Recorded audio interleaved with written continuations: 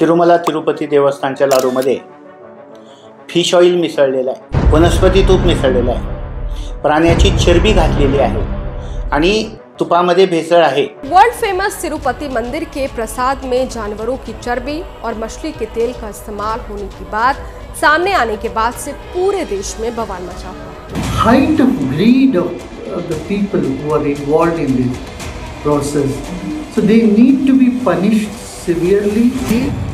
कोई भूल नहीं है, कोई गलती नहीं है, ये भयानक पाप है, ये हमारी पीठ में छुरा भोंकने जैसा है। असा आरोप कोण करताय?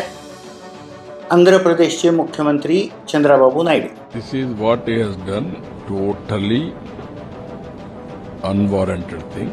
The sentiments of Hindus. You cannot affect these sentiments. सरकार त्यांच्याच मंत्रिमंडळातील पवन कल्याण त्यांचे सहकारी ते आरोप करतायत की हिंदूच्या देवस्थानमध्ये हे असं का होत आहे। We have been consistently raising our concerns regarding the quality of prasad and regarding the functioning of TTD itself. Jaganmohan रेड्डीच्या पक्षाचे सुब्बा रेड्डी नावाचे ग्रस्त आहेत, ते हायकोर्टात जाऊन चौकशीची मागणी करतायत।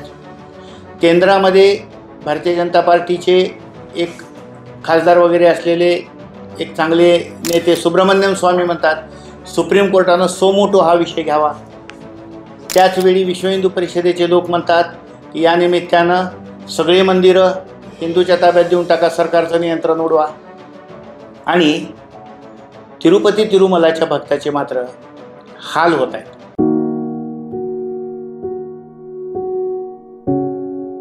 त्या ठिकाणी जगनमोहन रेड्डीच्या सरकारमध्ये असताना ज्या तूप पुरवठा करणाऱ्या कंपन्या होत्या, अर्थात त्या कंपन्यापैकी एका कंपनीच्या तुपामध्ये काहीतरी भेसळ आहे अशी चर्चा झाली आणि गुजरातच्या एका लॅबमध्ये ती तपासण्यात आले लाडू आणि त्याच्यामध्ये लक्षात आलं की आता त्याच्यामध्ये भेसळ आहे हे लक्षात आलं।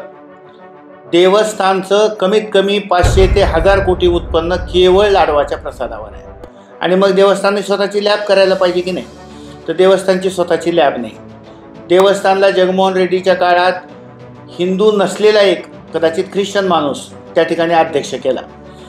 अशा परिस्थितीमध्ये कारण नसताना राजकारण करण्यासाठी चंद्राबाबू नायडूने हा विषय काढलाय का? 100 दिवस झालेत म्हणून त्यांनी एका पत्रकार परिषदेमध्ये बोलत असताना सांगितलं की तिरुमला तिरुपती देवस्थानच्या लाडवामध्ये चरबी प्राण्याची मिळाली। आता चंद्राबाबू नायडूंचं जे स्टेटमेंट आहे त्याच्यामध्ये किती विश्वास ठेवावा हा एक मोठा विषय आहे, कारण चंद्राबाबू नायडूंची विश्वासार्हता अगदी सुरुवातीपासूनच नाही आहे। त्यांना राजकारणात आणणाऱ्या NT रामारावांना त्यांनी विरोध केला आणि त्यांच्या विरोधात जाऊन सरकार स्थापन केलं। त्याच्यानंतर भारतीय जनता पार्टीबरोबर युती केली, केंद्रामध्ये त्यांचे सभापती वगैरे नेमले, ते मुख्यमंत्री होते त्या काळामध्ये। आंध्र आणि तेलंगणा वेगळं झालं नव्हतं। नंतर भाजपबरोबरची युती तोडली त्यांनी, आता पुन्हा भाजपबरोबर युती केली। तर अशा व्यक्तींनी राजकारणासाठी जर हे विषय केले असतील तर 100% अशा लोकांना सत्तेवरून काढलं पाहिजे, हा एक मुद्दा। आणि जर करता याच्यामध्ये भेसळ झाली आहे आणि ती अजाणतेपणानं झाली आहे, तूप खराब झालं आहे म्हणून झाली आहे। शेवटी तूप बनतं ते दुधापासून आणि दूध हे पशुजन्य वस्तू आहे, पदार्थ आहे, त्यामुळं कदाचित असे अवशेष निघू शकतात का? म्हणजे गाईच्या दुधात, म्हशीच्या दुधात, बकरीच्या दुधात असे अवशेष निघू शकतात का? आणि जर असे प्राण्याच्या चरबीचे अंश दुधामध्ये असणारच ना, तर अशा वेळी ते केवळ कुणी जाणीवपूर्वक घातले नाहीत हे सिद्ध झालं तर संपूर्ण देशात आणि जगामध्ये असलेल्या करोडो बालाजी भक्तांच्या भावनेला ठेस म्हणजे करण्याचं काम नायडूंनी केलेलं आहे। नायडू स्वतः मुख्यमंत्री आहेत, त्यांचं केंद्रामध्ये भारतीय जनता पार्टीबरोबर युती आणि भारतीय जनता पार्टीचं सरकार आहे।